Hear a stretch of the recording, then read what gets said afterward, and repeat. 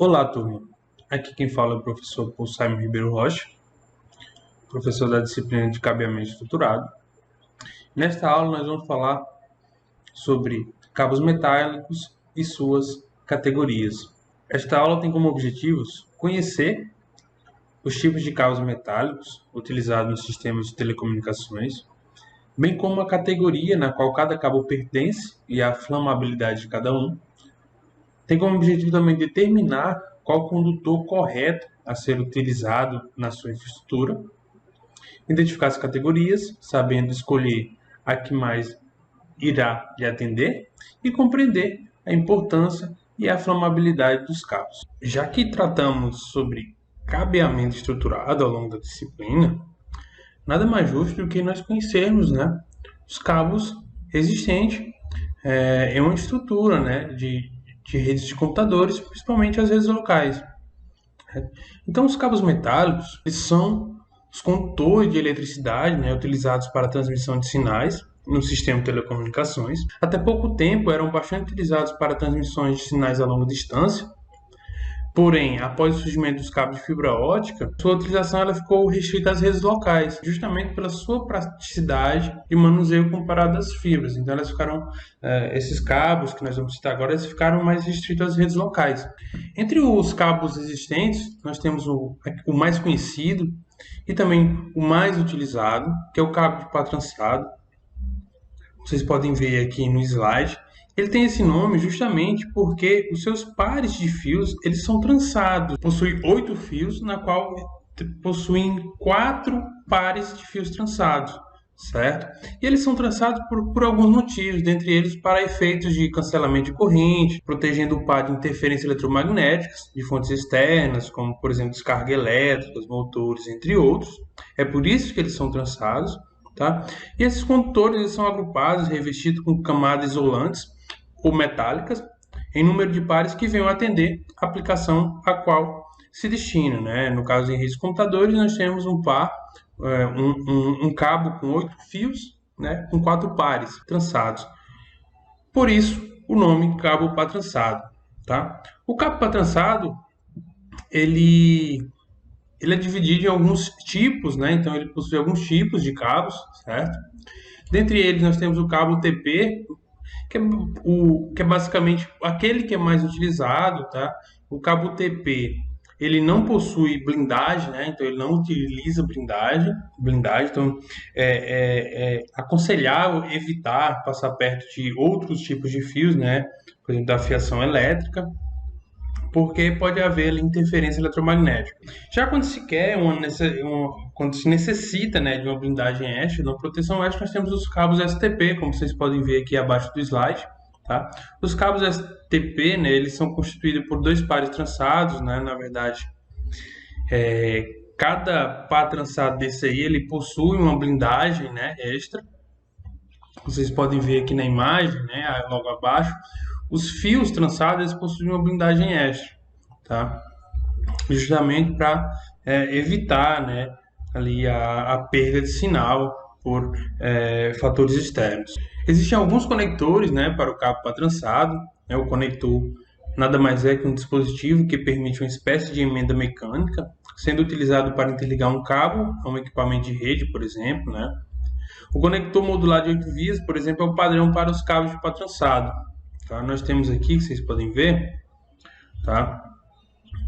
Nessa imagem nós temos aqui o cabo, o plug, RJ45 macho, e temos aqui o RJ45 fêmea. Geralmente esses RJ45 fêmeas ele fica ali, nas tomadas de telecomunicações, e os RJ45 eles ficam nas pontas dos cabos que conectam os equipamentos, por fim conectam os RJ45 fêmea. O cabo pá trançado é atualmente um dos cabos mais utilizados, porque por diversos motivos, tá? Entre eles sua flexibilidade, Então, sua flexibilidade facilita a sua passagem pelas canaletas, ok? Diferente, por exemplo, de um cabo de fibra ótica ou até mesmo o cabo coaxial que nós vamos verificar agora. O cabo coaxial, tá? Ele foi largamente utilizado para a conexão de redes de computadores, tá? Principalmente em redes de esbarramento, Porém, atualmente já não se utiliza mais o cabo coaxial para redes de computadores, e você pode encontrar ele em outros tipos de redes, né? Em outros tipos de redes,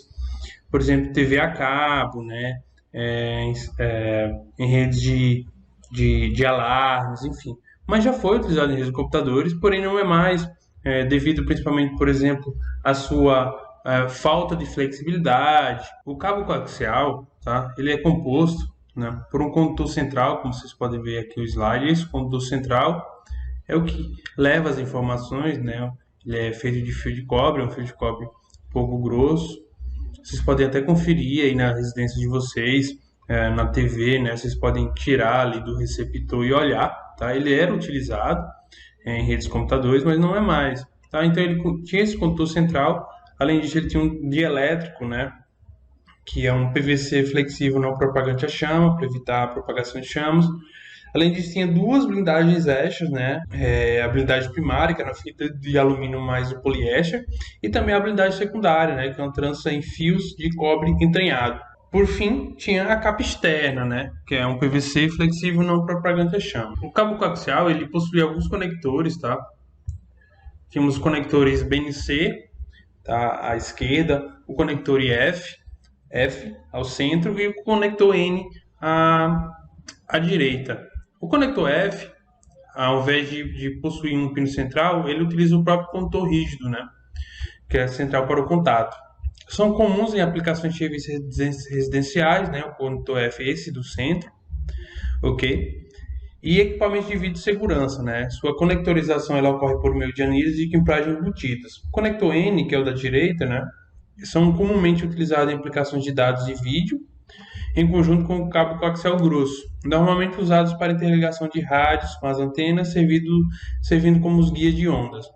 E o conector BNC, né, ele foi o conector mais utilizado nas redes locais, que é o da esquerda, tá? Então ele foi o mais utilizado nas redes locais de computadores, mas atualmente já não é mais recomendado. Como eu falei, o cabo coaxial já não é mais utilizado em redes de computadores, tá? Porque ele tem uma série de problemas, e dentre esses problemas, um dos maiores é a sua flexibilização. Os cabos metálicos eles são categorizados da seguinte forma, né? As categorias de cabeamento metálico surgiram em 1991, paralelas ao início dos procedimentos de padronização de fios e cabos para o sistema de telecomunicações em edifícios comerciais, e tinham por finalidade, né, apresentar a performance do cabo. Inicialmente, vocês podem acompanhar aqui na tabela do slide, tá? Primeiramente surgiu a categoria 3, que possui uma frequência de no máximo 16 MHz, né? Então essa categoria ela foi soberana até 1993, dando lugar à categoria 4, que transmitia uma frequência de 20 MHz. Essa categoria ela teve um curto período de duração, a categoria 4, é tanto que ela nem está aqui nessa tabela, tá? Devido ao surgimento da categoria 5 já em 1994. A categoria 5 ela difundiu-se mundialmente por alguns anos, até o surgimento das transmissões gigabit Ethernet, que fez com que essa categoria, em 2001, ela passasse por uma atualização de controle de ruído, em que veio a ser chamada de categoria 5E, como vocês podem verificar aqui na tabela. Tá? O E ele, significa o E é de melhorada, né? Então, por isso que teve esse termo. No ano seguinte, já em 2002, surgiram os cabos de categoria 6, onde eram transmitidos ali 10 gigabits por segundo, a distância máxima de 55 metros. Tá? Então, poucos são as redes que utilizam seu cabimento estruturado, a categoria 5, apenas instalações antigas. A categoria predominante é a categoria 5E, mas em novas instalações já são utilizados cabos de categoria 6, né? E até mesmo de 6 a 7, né? Que são as mais atuais. Os cabos da categoria 5E foram definidos pelo padrão I3E 802.3, de forma a atender às redes 100 base TX, que transmite a 100 megabits por segundo, e as redes 1000 base TX, cuja transmissão é de 1 gigabit por segundo, como vocês podem ver aqui na tabela. Então, suas frequências variam entre 100 MHz e 155 MHz, de acordo com cada fabricante. A categoria 6 ela teve início em 2002 para atender às redes gigabit Ethernet. Sua entrada no mercado demorou devido ao fato dos cabos com categoria 5E também atenderem às redes gigabit Internet. A principal diferença entre os cabos da categoria 5E e a 6 está na frequência de suas transmissões, que passou de 100 para 250 MHz. Outra diferença visível foi a adição de um separador entre os condutores, aumentando assim a sua espessura. Os cabos de categoria 6 também transmitem a uma velocidade de 10 gigabits por segundo, como vocês podem ver aqui na tabela, porém é uma distância bem inferior, chegando a no máximo 45 metros. Os cabos de categoria 6 utilizados para cabos de manobras, que são os petcores, não utilizam separador, de modo a facilitar a introdução do RJ45 no momento da crimpagem. Temos também a categoria 6A. A categoria 6A, os cabos possuem frequências de até 625 MHz em relação à categoria 6. Possuem as mesmas características dos cabos de categoria 6, mas foram ampliados para atender às redes de 10 gigabits por segundo, como vocês podem observar aqui na tabela. Os cabos dessa categoria possuem espaçador e suas torções são mais justas. E temos também os cabos de categoria 7, que já uns cabos onde também há transferência de 10 gigabits por segundo, porém com menor atenuação. E o que é atenuação? Atenuação é geralmente a perda de dados ao longo do caminho em que a informação está sendo transmitida. Então, as categorias 7 também transmitem 10 gigabits por segundo, porém com menor atenuação, com menor perda de dados ao longo da transmissão. Em virtude da crescente, da quantidade crescente de cabos internos utilizados em edifícios comerciais, por exemplo, aumenta a preocupação de fabricantes, instaladores e usuários quanto à segurança oferecida por estes produtos no caso de incêndio nessas instalações, certo? Então, a quantidade de cabos, ela aumenta, principalmente em edifícios comerciais, e é necessário ter uma preocupação quanto à propagação de chama nesses cabos, ok? Então, com o intuito de padronizar o uso de cabos internos, a ABNT, que é a Associação Brasileira de Normas Técnicas, ela publicou a norma NBR 14705, de 2005, que abrange os cabos internos para telecomunicação quanto ao comportamento frente às chamas. Nesta aula, vimos que os cabos de pau metálico são utilizados para a transmissão de sinais nos sistemas de telecomunicações. Vimos também a importância de conhecer as categorias e ou acessórios de cada tipo de cabo, pois delas dependerá o desempenho da rede utilizada. Foi possível também saber que a flamabilidade é um fator de grande importância, pois é capaz de evitar danos irreparáveis à empresa.